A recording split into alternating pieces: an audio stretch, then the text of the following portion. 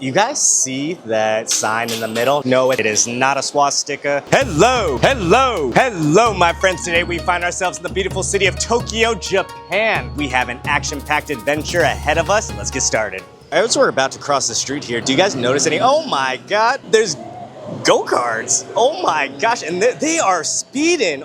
Wow! Only in Japan, baby. As I was saying, here in Japan, they drive on the opposite side of the street. The first time I crossed the street here, I looked to the left and took one step off the curb. I had some sort of intuition that just said, yo, you need to look right. And boom, when I looked right in front of me, there was a car. And I was like, oh no! And I had to pull back and the car zoomed by. Let that be a lesson to y'all. Always look both ways when crossing the street, especially when in a foreign country.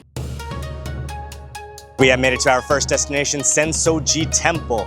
Look at these details, especially on the roof. Look at these massive lanterns. Doing a little limbo over here. Sensoji Temple is the oldest temple in Tokyo. You guys see this massive cauldron and the smoke coming out? It said that the smoke purifies your body and spirit. And of course, we gotta participate. All right, and now that we are purified, it's on to the temple. Look at the art on this ceiling. This is the area where you pray. What you're supposed to do is you're supposed to take change here, you throw it in, we bow twice like this, then we clap twice, we bow one more time, and the ritual is complete. You guys see that sign in the middle? Now I know what you're thinking, and no, it is not a swastika. What it's called is the Manji, and what that is it stands for peace and prosperity. It has no affiliation with Nazis, anything like that. Here it's the Manji, and it stands for peace and prosperity. Now, talking about religion and that sort of thing, this temple was actually dedicated to the goddess of mercy. In Buddhism, there's a bunch of different gods, so there's not just one. Look at this, they even have rickshaws. They pull it from the poles right there. They even have a roof so you don't get baked out here in the sun. Konnichiwa. You can roll around in style here in Tokyo in your rickshaw, and whoa, almost crashed into one right here.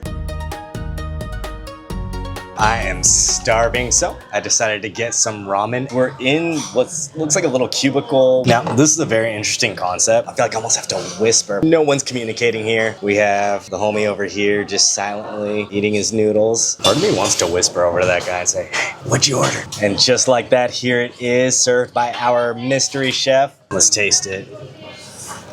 This is good. The broth is rich, the noodles are perfectly cooked, the ingredients are fresh.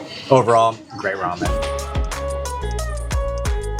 I've only walked a few blocks and it's crazy to see how it feels like a different world. Over there, it was very touristy. You have the temple, the history, and here, this is the city. You have bigger buildings. Tokyo is the biggest city in the world. There's a population of a little over 14 million. And now get this. In the surrounding areas, there's almost 40 million people.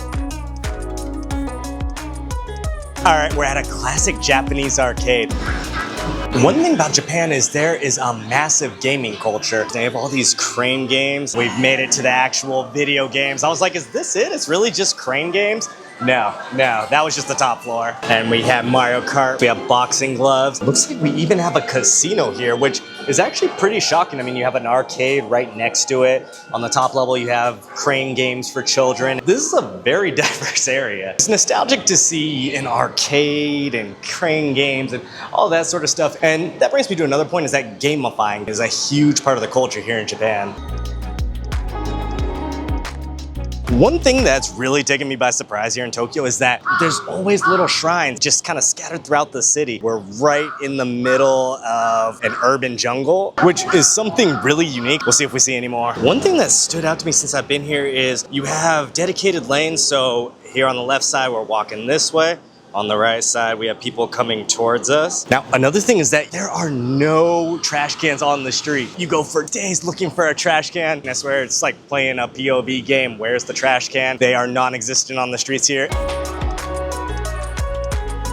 Switching up the vibe a little bit. Tokyo is an amazing city. There's a bunch of cool things to do, but it's not without its fair share of problems. One of the biggest problems is the pressure. And really what that's doing is that's causing a lot of young people to leave. One example of this is perfection is the norm. In the service industry, for example, everything's expected to be perfect. And That's why you get such great hospitality here, but it also leads to burnout. And there's not really a lot of personal expression. You see a bunch of young people here that are dressed super clean, but unfortunately, long term, they're still expected to conform, to walk the straight and narrow path, and that leads to a lot of burnout. That's enough about some of the societal problems. Let's keep going. Man, I need a drink because I am dying out here. It is hot. True to form, how I told you guys, there are no trash cans on the streets. We got a chug here. Now, I know what you're thinking. Alex, why did you take us to an alleyway? But this is not just any alleyway. This alleyway is filled with izakayas where people come to unwind after work. They usually tend to be bars or very small plates. Another interesting thing about this alley in particular is that at one time it was called Piss Alley. Now, I'm not sure if at one point it smelled like piss or what the story is behind it, but now they've renamed it to Memory Lane. All right, my friends, this is where we are going to conclude our adventure in what was once Piss Alley. We are going to conclude until the next one. Now, I normally say peace out, but since we're here in Japan, I'm gonna say ja ne.